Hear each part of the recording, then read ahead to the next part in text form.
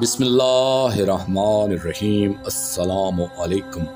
मैं हूँ आपका भाई अब्बास हमदानी और आप देख रहे हैं याफ्रियात टीवी। आज का हमारा मौजूए गुफ्तगू है काफ़िला इंतज़ार। दोस्तों, इंतज़ार फ़ज को मुख्तलिफ़ अंदाज में पेश करने का मकसद इसकी अहमियत को वाज़ह करना है और इसके इन तारीख पहलुओं पर रोशनी डालना है जिनकी तरफ इंसान का शऊर कम ही जाता है। ये तो पहले ही बताया जा चुका है कि इंतज़ार मशगला बेकारा नहीं है, बल्कि ये अमल है और इतना भरपूर अमल है कि जुमला अमाल खैर इसके सामने बेवकार नज़र आते हैं। इंतज़ार की हकीकी सूरत यह है कि इंतज़ार एक मुकदमा है, यानी जिसका इंतज़ार है इस मुंतज़िर के आने से पहले इसकी मुनासबत से अमल करना इंतज़ार है। मसलन आपने कहीं सफ़र पर जाना है और आपके चंद दोस्त भी आपके साथ जाने वाले हैं। इन दोस्तों ने आना है और आप इनका इंतज़ार कर रहे हैं कि दोस्त आएँ और हम सब सफ़र पर रवाना हों। और ये जो दरमियाना वक्त है ये इंतज़ार का वक्त है और इस दरमियाना वक्त में हाथ पर हाथ धर कर तो कोई अहमक ही बैठ सकता है, वरना अक्लमंद सफ़र की मुनासबत से इंतज़ार करने में लग जाएगा।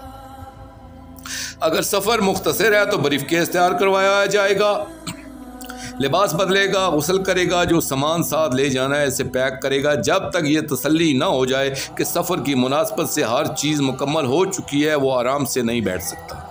अगर सफ़र तवील है, दोस्तों की ज़िम्मेदारी भी इस पर है, तो मसाइल और बढ़ जाएंगे। सामान की फहरिस्त लंबी हो जाएगी, वक्त की किल्लत और सफ़र की मुनासबत से सामान की तैयारी एक इज़्तिराबी कैफियत पैदा कर देगी। दोस्तों, आप ज़ायरीन के काफ़िलों की तैयारियां देखें, अगर इनमें मस्तूरात भी हों तो फिर इनकी बेकरारियां इज़्तिराबी कैफियतों का मुताला करें। फिर बताएं कि वो दरमियाना वक्त जो इंतज़ार का है वो ख्वाब खरगोश के मज़े लेने का है या भाग दौड़ का है। दोस्तों, ये भी एक हकीकत है कि इंतज़ाम भी काफ़िले में शामिल अफराद की मुनासबत से करना ज़रूरी होता है। अगर काफ़िले में सब अमीर लोग हैं और वो बाई एयर यानी हवाई जहाज़ पर सफ़र करना चाहते हैं, तो एक गरीब जो इनके साथ जाना चाहता है वो अखराजात के लिए ज़्यादा रकम जमा करने की कोशिश करेगा। लिबास और ख़ुराक में काफ़िले वालों के स्टेटस का ख्याल रखेगा ताकि काफ़िले के किसी फ़र्द से वो कम नज़र ना आए।